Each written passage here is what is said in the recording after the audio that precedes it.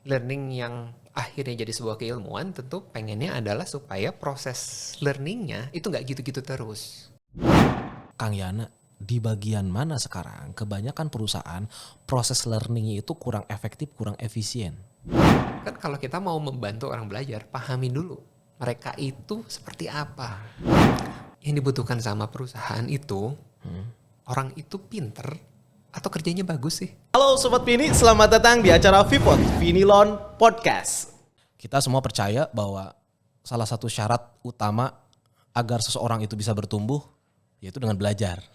Nah, tapi yang jadi pertanyaannya adalah lantas bagaimana proses belajar yang efektif yang bisa menumbuhkan dan pada akhirnya bisa membuat perusahaan tersebut menjadi powerful, bisa jadi oke banget. Nah, tentu saja sekarang kita udah kehadiran narasumber kita yang kali ini jago banget. Ini artisnya LinkedIn di dunia L&D terkenal banget. Saya kiblatnya ke sana banget, fans fanatiknya, dan kita akan kupas tuntas tentang bagaimana proses belajar yang efektif dan bagaimana kita bisa menghadirkan gairah untuk belajar di sebuah perusahaan. Dan langsung aja, ini Kang Yana. Halo Kang Yana. Halo Trisna. Oke, siap Kang Yana. Oke, Kang Yana, sebelum mulai mungkin saya pengen minta Kang Yana untuk perkenalkan dulu aja nama, aktivitas, profesi saat ini seperti apa. Meskipun banyak di antara kita semua tahu lah kesibukan Kang Yana di membantu banyak perusahaan-perusahaan nih di Indonesia ini. Oke, gimana Kang Yana, silakan. Oke, nama, kalau nama panjang, nama paling panjang itu Triana, udah paling panjang gitu ya. Udah paling panjang. Oke, siap. Terus Orang-orang biasanya manggil Kang Yana. Aktivitas silaturahmi, aktivitasnya silaturahmi. asik, bisa aja nih. Kalau ini udah masuk ke hukum padi gitu. Semakin tinggi semakin menunduk. Terus. Itu. Kalau profesi sebenarnya biasanya saya ngenalin dirinya saya learning consultant. Gitu. Tapi itu biasanya orang suka bingung kalau ditanya learning consultant apaan. Jadi prinsipnya sih saya consultant gitu. Nah, cuma services yang saya bantu gitu itu consultant yang ada hubungannya dengan proses-proses learning gitu, proses pembelajaran, terutama konteksnya di perusahaan. Jadi biasanya saya ketemu ya bagian learning and development, pusdiklat, korpu, biasanya ngobrolnya sama teman-teman di sana. Oke. Gitu gambarannya. Oke, dan apa yang menarik tentang dunia learning nanti kita akan bahas nih, Kang Tri. Kang Yana. Tapi sebelum itu banyak mungkin klien Kang Yana, perusahaan-perusahaan besar. Ada yang bisa dipublish nggak apa? Atau nggak boleh? Nanti tinggal di-cut aja. Nama doang. Nama doang. Sekarang Boleh udah. sih kalau nama mah. Oh boleh ya? Boleh kalau nama. Ya kalau dibilang banyak sih nggak mungkin ya dibandingin Asik. konsultan ternama lain gitu Iya, ya. tapi di atas 100 lah ya. Oke, kira-kira apa aja kira-kira Kang? Nah, ya kita ada di Raden Saleh. Yang dekat Raden Saleh ini ada KPK, itu ada KPK. LKPP, itu pemerintah ya. Kalau private ada BTPN Syariah yang dekat sini tuh, gitu. Terus apa lagi? AHM mantan. Karena mantan di sana ya, sekarang jadi konsultannya. Wih, mantap. Terus apa lagi ya? Kalau yang besar-besar, BRI mungkin ya, BRI. Ya betul mungkin yang besar-besar itu sih. Ya, jadi kalau sebenarnya kalau jumlah klien nggak banyak sih gitu. Cuman existing terus. Nah, cuma ya alhamdulillah kalau udah engage sekali, biasanya kan kebutuhan mereka kan bertambah makin tahun, makin mature, makin dewasa perusahaannya, makin kompleks, challenge mereka makin besar kan. Gitu. Jadi ya seneng sih bantuin mereka untuk hal-hal yang baru, nggak itu lagi gitu kan. Mantap, jadi Kita langganan. juga dipaksa belajar kan. Asik, mantap Kang. Tapi Akang berkecimpung di dunia learning udah lama? Saya anak baru lah. Anak baru? Baru. Tapi kok banyak orang-orang yang merekomendasikan Kang Yana. Saya bilang ini artis LinkedIn ini. Gila, saya bilang dunia Efek learning. sosmed itu. Oh, efek sosmed. Ya itu karena kebukti kan. Existingnya jalan terus itu. Berarti dampak di balik learning itu cukup kuat tuh kalau dari olah tangannya Kang Yana. Yang ini nanti kita akan kupas di sini. Mudah-mudahan setelah ini masih tetap laku ya Kang ya, karena udah dibongkar-bongkar nanti di sini ya. Rezeki udah diatur lah. Oh, rezeki udah diatur. Oh, oke, siap. Nah, jadi berapa tahun sebenarnya pengalaman Kang Yana? Sebenarnya masuk ke learning itu 2015 kalau nggak salah. 2014 akhir lah ya. 2014 akhir. Masih baru ya? Masih baru, anak baru gitu. Dan masuk ke konsultan itu mungkin baru efektif 2017. Tapi apa yang membuat Akang bisa secepat itu? Klien sih sebenarnya. klien. Karena mereka lah saya bertumbuh gitu. Karena mereka yang oke. Jadi menariknya kan kalau di konsultan kita nggak pernah tahu gitu orang yang datang dan minta bantuan kita itu kebutuhannya apa. Iya. Gitu. Dan seringkali justru hari ini mereka punya problem A, kita bantu. Iya. Gitu. Tapi tahun depan ketemu lagi mereka punya problem B gitu. Nah itu yang bikin mau nggak mau kan kita juga jadinya dipaksa harus belajar. Masa mereka percaya datang ke kita minta bantuan kita terus kita bilang, aduh saya nggak bisa bantuin gitu. Iya. Ya nggak gitu kan di bisnis gitu ya mau nggak mau. Jadi itu yang memaksa akhirnya belajar terus gitu. Terus dapat experience baru terus gitu. Sehingga juga mungkin kalau ke sosmed efeknya ya share-nya jadi share-share hal yang buat mereka baru. Iya. Nah, tapi kadang saya juga punya pemikiran kayak gini, Kang. Saya kalau masuk di sebuah perusahaan kan sekarang saya di Vinilon nih, Kang. Kadang saya suka mikir kayak gini, ngapain sih kita harus menggunakan jasa konsultan? Yang tahu masalah seutuhnya itu adalah Vinilonnya sendiri, perusahaannya itu sendiri gitu. Ngapain kita harus menggunakan konsultan? Gak penting tuh kita harus undang Kang Yana untuk benar-benar bantuin kita. Toh yang bertahun-tahun punya masalah kita, yang jalanin juga kita, Betul. ngapain harus ada konsultan? Betul, ngapain coba? Nah pertanyaannya kenapa perusahaan lain menggunakan jasa konsultan? Khususnya di Begin Learning Kang Yana. Itu yang jadi tanda tanya saya sebenarnya, Kang. Itu mesti nanya sama mereka sih ya sebenarnya. Tapi mungkin ini mungkin ya. Mungkin gimana? Macam-macam sih kan perusahaan itu. Pada prinsipnya saya setuju. Sebenarnya semua itu bisa dikelola sendiri. Gitu. Tapi kan mungkin ada priority gitu. Priority mulai dari cost, dari time gitu ya, dari resource gitu. Resource yang ada ini mau prioritinya buat yang mana gitu. Sehingga core bisnis saya misalnya Vinilon gitu, manufacture and distribution gitu kan ya. People development penting nggak? Penting gitu. Tapi kita nggak akan menyediakan resource luar biasa di situ dibandingkan dengan di manufaktur gitu kan. Resource di manufaktur kita akan habis-habisan gitu. Jadi semua yang ada di manufaktur tersedia. Tapi kalau yang lain mungkin beberapa proses kita subkonkan, kita itu. Jadi itu bagian dari strategi perusahaan sih kalau saya ngelihatnya gitu. Itu satu. Terus yang kedua mungkin karena kebutuhan-kebutuhan yang urgent gitu. Jadi biasanya dari top manajemen gitu nanya gitu, kok kita nggak punya ini, kok kita nggak tahu ini jawabannya apa, nggak punya analisis ini gitu ya. Nah kalau resource internal untuk bisa mengeksekusi itu atau menjawab itu, dia butuh waktu, dia harus belajar dulu, ikut training dulu, gitu, baca buku dulu, terus uji coba, ngambil data, ngolah data gitu. Sedangkan ekspektasi dari manajemen mungkin segera dapat hasilnya. Nah, ya udah pilihannya mau nggak mau kan cari orang yang udah punya experience di situ untuk bantuin. Nah kalau saya sih ngelihatnya sebenarnya ada di dua itu, entah itu resource-nya memang tersedia atau enggak. Gitu. Kalau di Vinilon kan tersedia, ngapain sama saya? Asik. Karena ada Kang Krisna. Gitu. Itu tersedia atau enggak. Terus yang kedua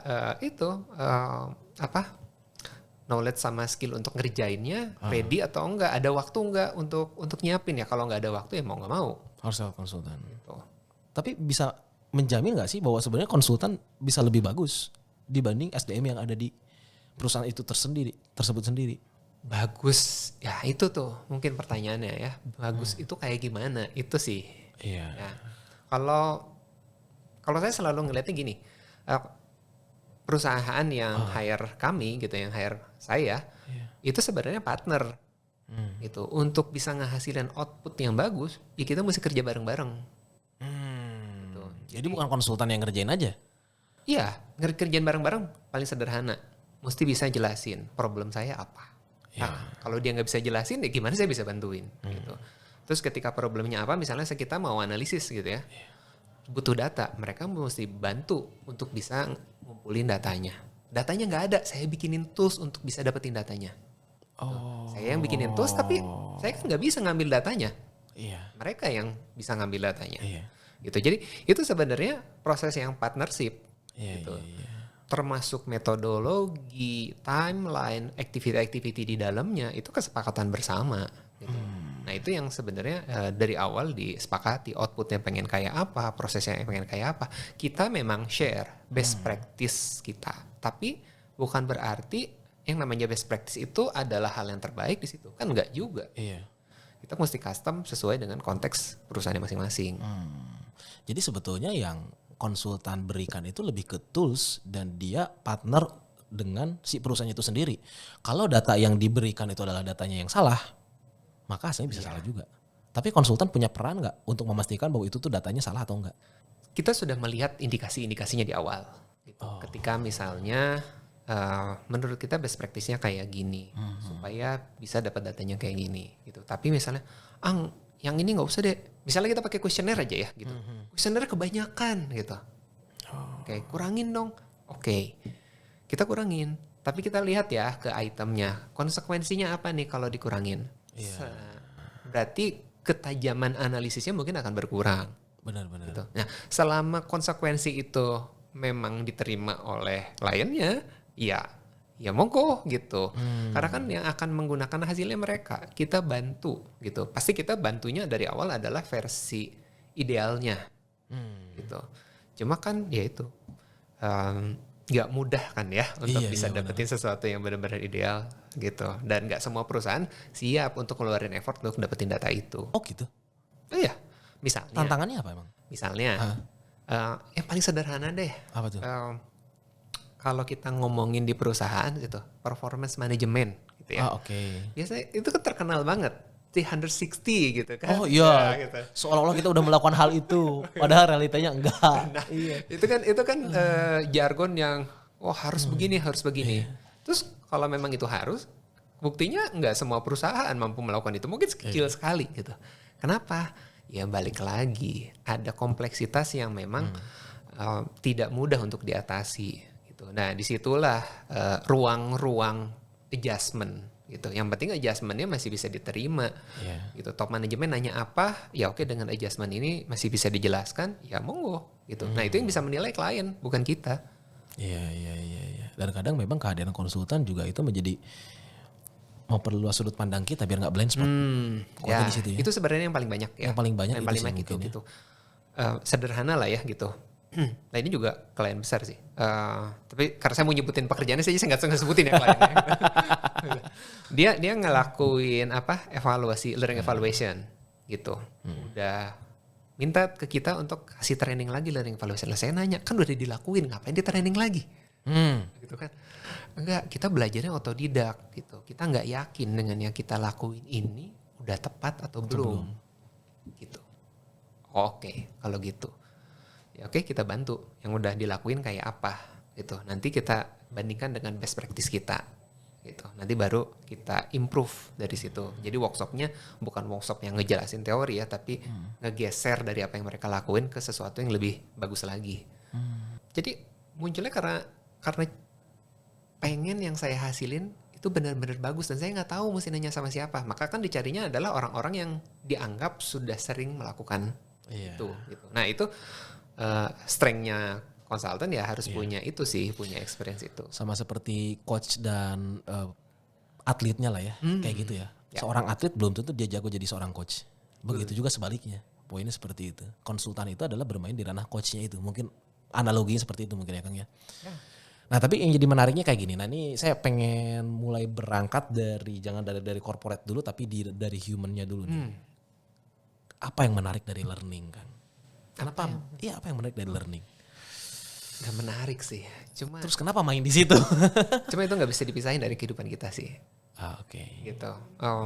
Siapapun kita, berapapun usianya, di perusahaan atau bukan, di organisasi formal atau bukan, sadar nggak sadar, learning itu bagian dari kehidupan.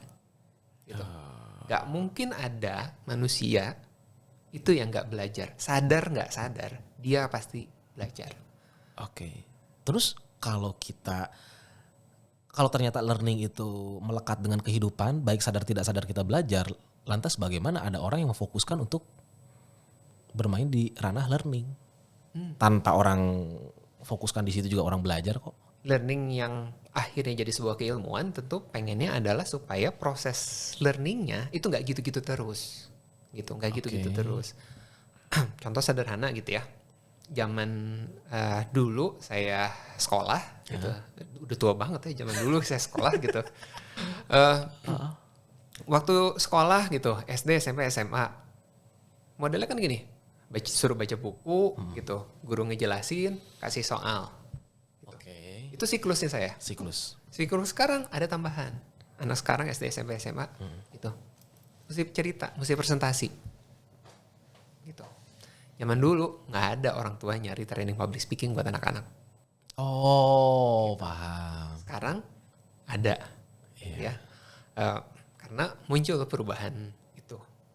Nah, kenapa kok dimunculin di sekolah-sekolah tuh anak mesti bisa ngomong depan orang di kelas minimal gitu kan?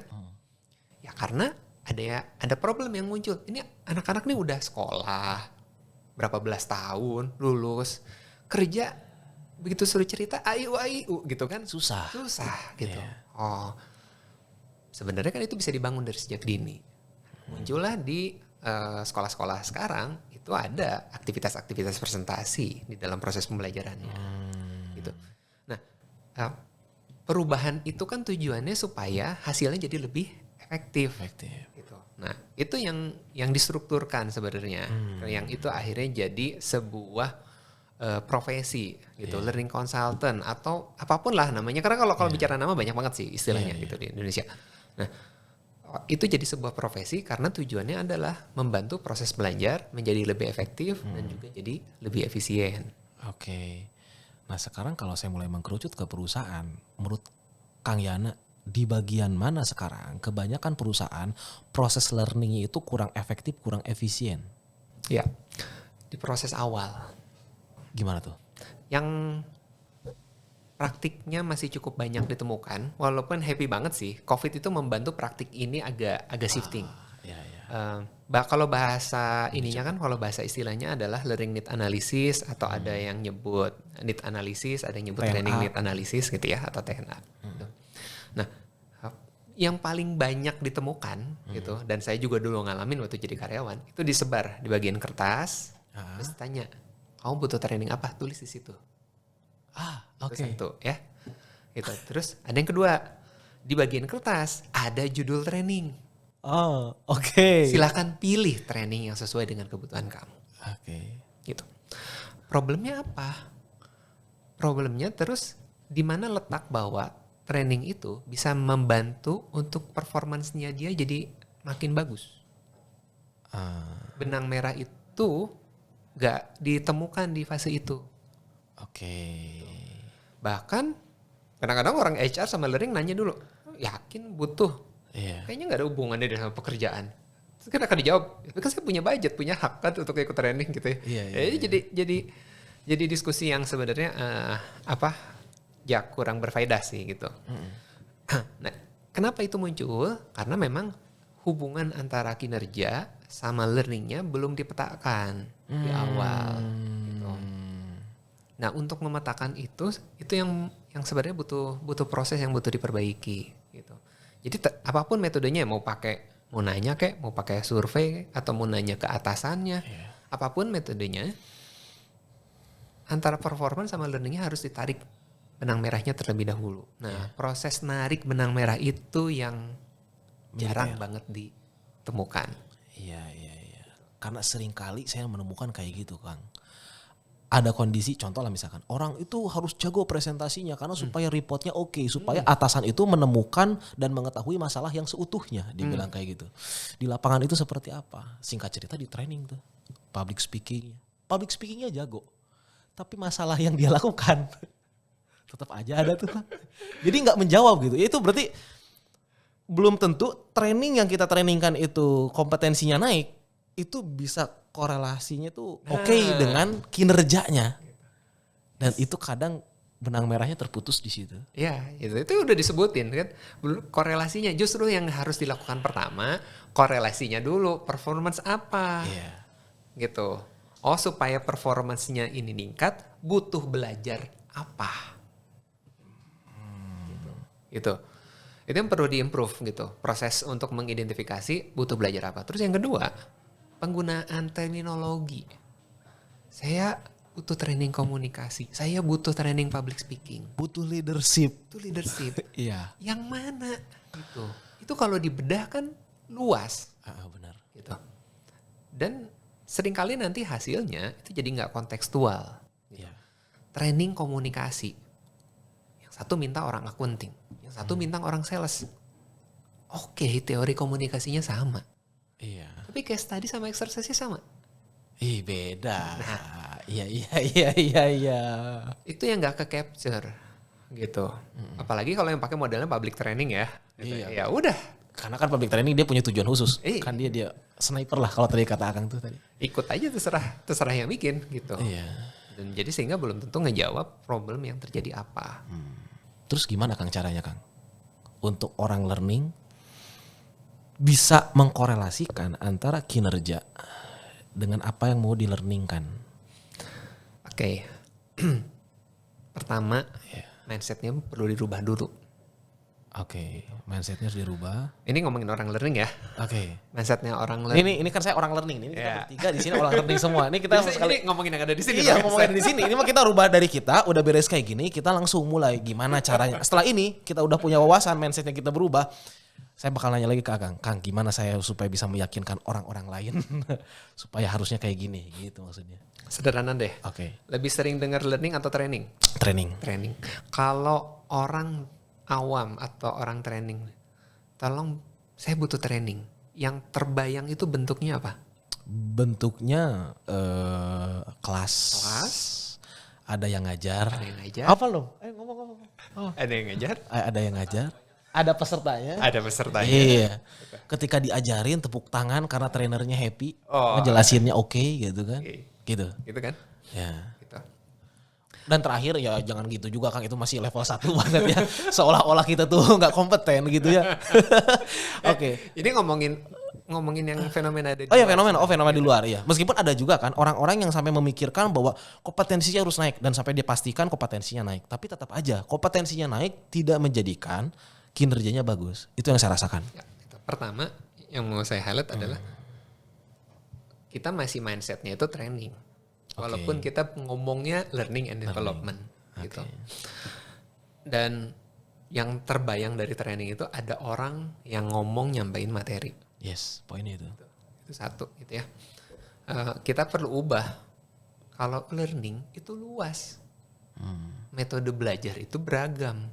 Dan bahkan kita bisa berkreasi menciptakan metode-metode belajar yang baru. Iya. Gitu. Baca buku, aduh nggak mungkin di corporate baca buku. Kenapa nggak mungkin? Ngelihat buku aja tebel, udah. Males duluan. Ya dong, kalau gitu rubah dong. Jangan tebel-tebel, kasih aja selembar. Oh Sekali baca, selesai. Yes. Gitu kan? Iya. Itu kan ada istilah kerennya. Sering diomongin dia ini, micro learning, bite size gitu. Tapi kan nggak cukup berani untuk kreatif ngubah buku jadi selembar selembar Kertas, artikel, selembar artikel. kertas gitu. Ya itu sebenarnya itu hal yang sederhana gitu. Cuma karena kita terasosiasi gitu kalau belajar itu training, ya jadinya begitu. Dia membatasi gitu. Padahal kalau memang kita mau bilang gitu learning and development. Learning and development ini banyak ragamnya. Iya. Dan kita bisa ngembangin itu terus. Gitu. Teknologinya nambah, pasti metodenya nambah. Teknologi. Oke. Sekarang belajar pakai podcast banyak Bisa banget juga. kan? Iya. Dulu sedikit kan? Iya benar. Audiobook tuh, aduh masang kaset, masang CD gitu kan. Kayaknya tuh udah gitu isinya 3 jam gitu dengerin terus gitu.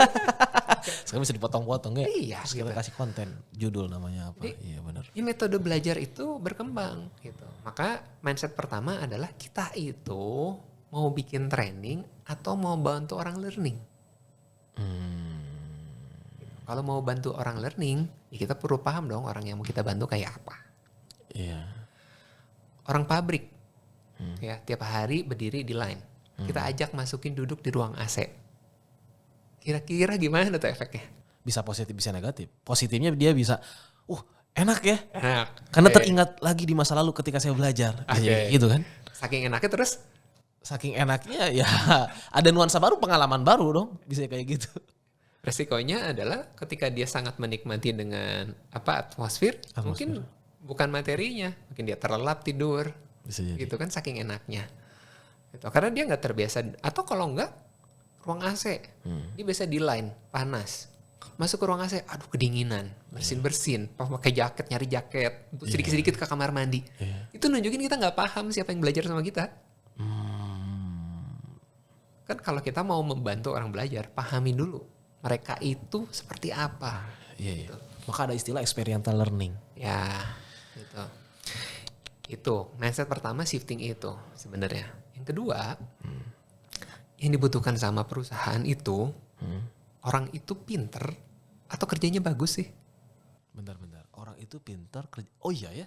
Yang Orang mana? yang pinter belum tentu kerjanya bagus. Orang yang kerjanya bagus belum tentu pinter ya. Itu bukan sesuatu yang 100% berbanding lurus kan? Iya. Pernah Benar. kan ketemu? Pernah ketemu. Tapi jadi bingung di pertanyaan kalau kayak gini ya. Jadi yang mana yang yang kalau perusahaan kan yang punya uang perusahaan dong. Iya, pengen kinerjanya bagus. Gitu. Tapi pengen pinter juga. Tapi buat apa juga pinter kalau gini? Yang paling penting buat perusahaan yang mau diliatin, dipelototin sama perusahaan yang mana? Kinerjanya bagus. Maka geserlah cara berpikir kita. Fokus pada kinerja, bukan fokus pada judul-judul pelatihan. Makanya tadi jadi larangan ya. Ya, Kalau ngasih selembaran kayak gitu ya. saya nggak ngelarang. Ya, Ya, tapi masih lebih bagus daripada nggak ada loh. iya. Tapi kalau ada yang lebih bagus ini menjadi tidak bagus. Naik kelas lah. Naik kelas, yes. Gitu. Jadi mulai mindset yang kedua adalah geser, gitu. Nggak ngomongin learning, tapi berpikirnya nggak dari learning. Iya. Berpikirnya dari performance, Oke. berpikirnya dari kinerja, gitu. Cari ini pegawai di sini, karyawan di sini, gap kinerjanya yang mana yang gede? Gimana saya bisa bantu supaya gap itu jadi kecil atau hilang? Iya. Learning apa yang bisa diberikan supaya gap itu jadi hilang? Itu dua mindset penting, makanya di beberapa perusahaan di luar atau di konsultan di luar bicaranya nggak learning and development, Iya. ini ngomongin learning and performance. Yes. Kalau learning itu melekat di kehidupan, maka hal yang pertama adalah kita harus punya mindset orang itu bekerjanya seperti apa. Karena itulah cara belajar mereka. Ya, Yang kedua, kita harus tahu kinerja mereka itu seperti apa. Poinnya itu ya. yang diharapkan. Yang diharapkan. Karena memang kita harus berangkat dari kinerja, bukan dari kepintarannya. Karena perusahaan melihat dari kinerja. Betul. Oke. Mindsetnya memang dua. Itu paling fundamental. Itu paling fundamental. Ya, yang lainnya tinggal cek lah Cek, ke ya. learning teori banyak banget lah, gitu ya. Iya. Gitu. Tapi menurut saya kalau di corporate itu dua hal yang fundamental untuk harus dimiliki oleh orang learning gitu. Iya. Sebelum nanti memperbaiki LNA yang bagus kayak gimana sih, LNA saya udah bener atau enggak.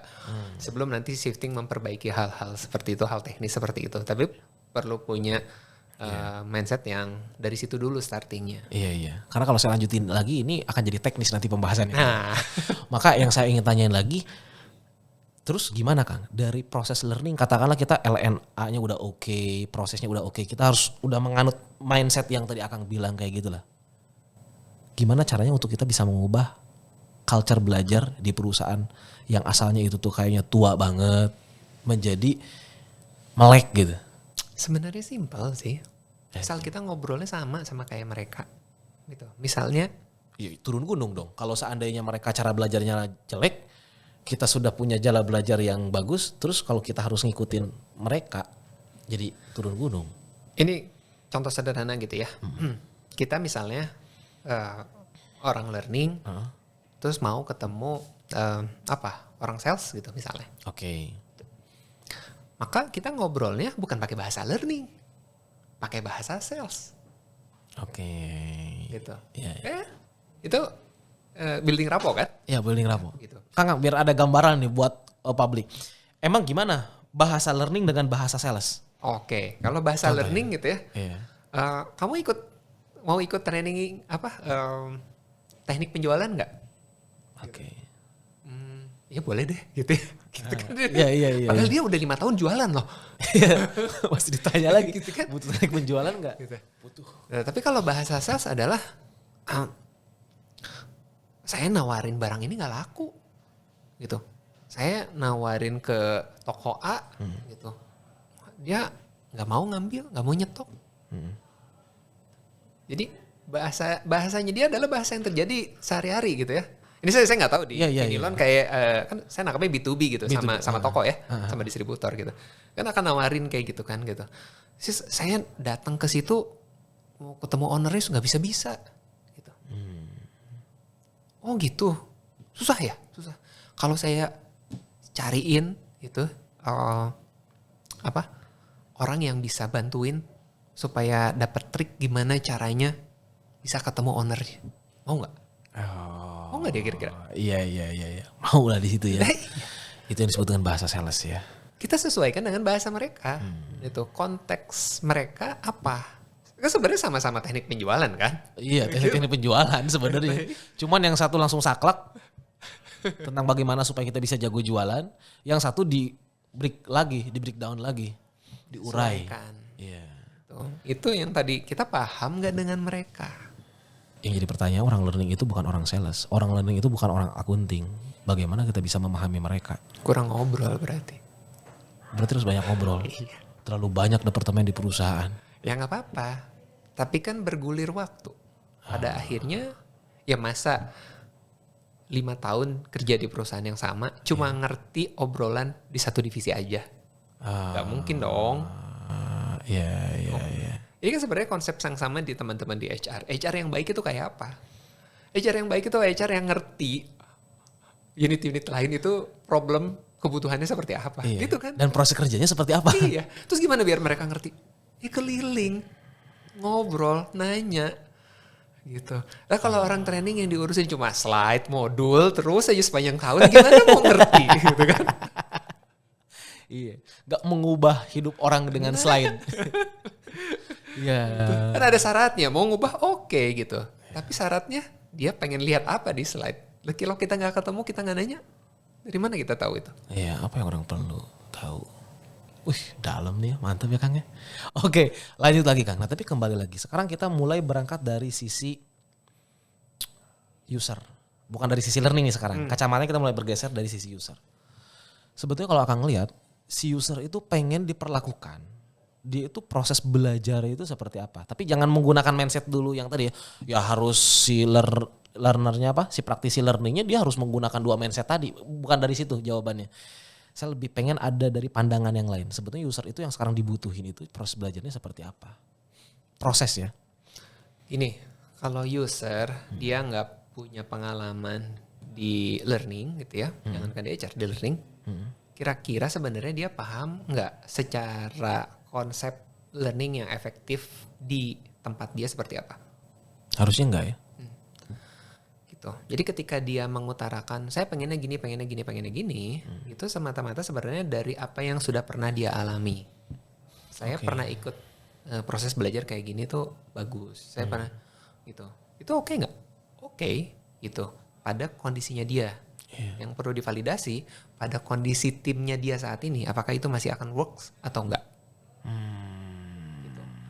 Jadi apapun yang user sampaikan itu pasti berdasarkan past experience dia. Iya. Dan ya kita harus terima karena itu kan experience ya. Gitu. Nah tinggal yang kita bantu dia. Oke Pak, kalau Bapak pengen kayak gitu. Nah kita hubungkan dengan data soal kondisi karyawan dia, kondisi tim dia, gap yang ada di tim dia, kemampuan yang kurang itu apa, pengetahuan yang kurang itu apa, dan sebenarnya harus dijawabnya pakai data, gitu, bukan pakai asumsi.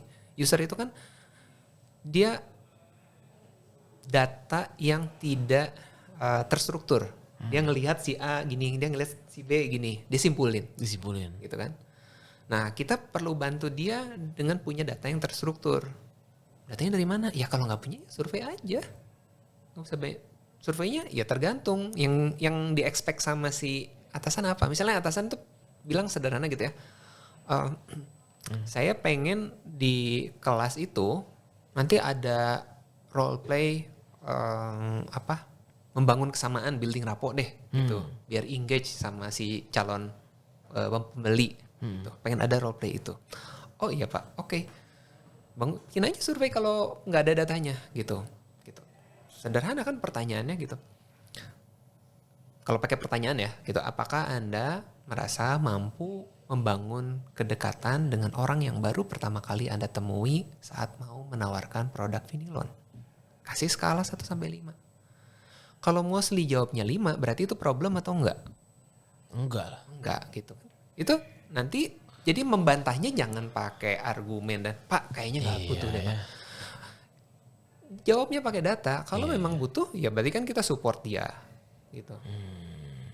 Iya bener ya. Kenapa kita nggak bikin kayak gitu ya? Pertanyaannya kita sudah sering tapi nggak dikasih skala. Nah, itu cuma menstrukturkan gitu. Bedanya itu. Ya. Jadi kita bisa kelihatan nantinya. Iya bagus Kang, bener. Nah tapi jadi tantangannya kayak gini Kang. Katakanlah kita masuk ke dalam mindset bahwa orang learning ini harus memahami 2 mindset yang tadi. Tahu belajarnya mereka kayak gimana. Yang kedua kita mindsetnya adalah fokus untuk meningkatkan kinerjanya. Kayak gitu.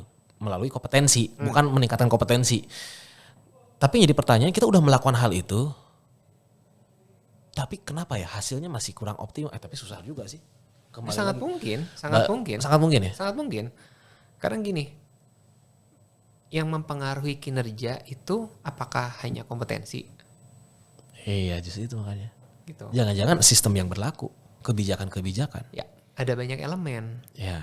Gitu. Nah, kalau ada kondisi seperti itu gimana Kang? Yang berarti elemen itu diketahui nggak sama manajemen? Apakah manajemen menarik? Manajemennya ini ya levelnya macam-macam ya. Iya. Atasannya gitu. Atasannya tahu nggak? Yakin tahu. Terus apa atasannya melakukan sesuatu nggak? Nah, bisa macam-macam kan? Bisa nggak melakukan sesuatu karena kenapa? Karena dia ngerasa dia nggak punya otoritas. Iya. Karena dia nggak tahu bagaimana mengatasi masalah tersebut. Gitu. Macam-macam. Tapi bukannya jadi pada akhirnya jadi buang-buang waktu kalau menurut saya Kang. Contoh kayak gini. Ada orang yang memang setelah secara kita lihat hasil dari obrolan kinerjanya lemah nih di bagian ini. Kita naikin kinerjanya. Ketika kinerja naik, sebetulnya masalah itu bukan di kinerjanya. Kinerja dia biasa-biasa aja, itu udah cukup. Ternyata standarnya itu yang kemarin dia sebelum kita naikkan, itu udah standar, udah cukup. Ketika dinaikkan, itu nggak ada merubah cukup banyak. Tapi dengan adanya seperti itu, kita jadi tahu bahwa sebetulnya masalahnya bukan di situ. Masalahnya adalah di sistem. Akhirnya ketika kita ngobrol, sistemnya akhirnya mulai diperbaikin. Tapi maksud saya itu, ada nggak proses yang sebetulnya kita nggak perlu ningkatin dulu kinerjanya mereka? Kalau masalahnya adalah sistem. Nah, makanya lakukan nggak cuma learning need analysis. Makanya ada yang nyebut need analysis. Kenapa learningnya hilang? Semuanya di need analysis. Performance-nya dianalisis. Ada ini istilah lah ya dari Association Talent Development. Performance influencer-nya dianalisis. Elemen-elemen yang mempengaruhi kinerjanya dianalisis. Sebelum memutuskan kita mau membantu dia lewat program pembelajaran apa, kita udah petakan dulu hal-hal lain selain kompetensi yang mempengaruhi kinerja dia. Iya. Idealnya manajemen memperbaiki itu bersamaan. Idealnya. Tapi paling enggak kalau informasi itu ada di awal udah bisa nilai. Kalau learningnya bagus, dia naik kompetensinya, ya. Tapi yang lain yang nggak dibenerin, ya paling dia naik 5% mungkin, gitu. Iya. Udah tahu dari awal.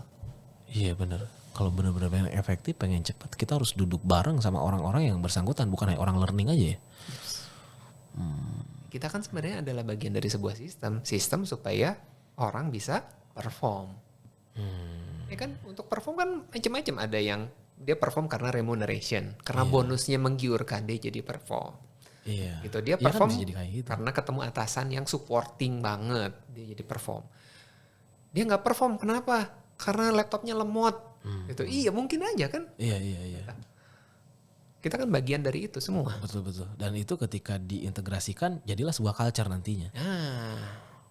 Bener ya, terbangunnya culture itu dari situ sebetulnya ya. Betul gitu. Kalau kita sudah punya culture yang care dengan performance, tidak mengkotak-kotakan performance, dia nggak perform karena nggak pernah ikut training gitu. Tapi kita memang culture yang terbuka terhadap knowledge baru, terhadap apa adanya gitu ya, sehingga siap menerima data bahwa oh iya ya, ini laptopnya sih baru 2 tahun gitu, tapi aplikasinya udah nggak di-upgrade sehingga dia muka satu fitur aja harus beberapa kali tap gitu. Itu kan ada keterbukaan terhadap perubahan. Gitu. Kalau kita punya mindset yang memang fokusnya dengan performance dan terbuka dengan hal-hal seperti itu, ya harusnya performance nggak jadi masalah. Kita bisa memperbaikinya secara kontinu dengan mudah. Iya. Dan rumusnya adalah, wah itu benar menarik banget Kang. Ini PR-nya sebetulnya kalau perusahaan pengen bertumbuh itu bukan dari hanya satu departemen aja, tapi dari beberapa departemen, karena untuk membuat perusahaan ini sehat atau tidak, ada kompleksitas yang cukup besar di situ, yang saling keterkaitan. Mungkin peran learning di sini adalah hanya bagian kecil di balik pertumbuhan itu gitu ya. Ini kok saya jadi pembelaan diri ya? Enggak, ini mah ajakan supaya kita bahasa bareng semua. Ini untuk perusahaan lain juga dan lain sebagainya. Karena saya sering juga nemuin Kang perusahaan-perusahaan yang memang seperti itu. Kurang lebih seperti itu. Tapi Kang close statement dari Kang Yana nih kira-kira tentang dunia learning. Apa caranya supaya orang-orang learning itu makin melek? Saya ini makin melek dalam dunia learning. Itu gimana caranya? Gampang. Gimana? Cuma satu caranya. Oh oke. Gimana? Jadi orang learning yang keep learning. Ini harus didefinisikan Kang. Apa definisikan Kang? Coba deh di perusahaan. Gitu. Orang learning tugasnya apa? Ngurusin orang belajar. Siapa yang paling jarang belajar? Orang learning sendiri ya? Karena dia seolah-olah gitu. Ya makanya ya kebalikannya. Jadilah orang learning yang keep learning. Jangan terlalu sibuk kita belajar tentang departemen itu, bagaimana cara ningkatin itu. Kita juga nggak belajar tentang literatur learning. Kita juga nggak belajar bagaimana supaya ningkatin kinerja kita. Karena kita orang learning. Wow, tamparan itu.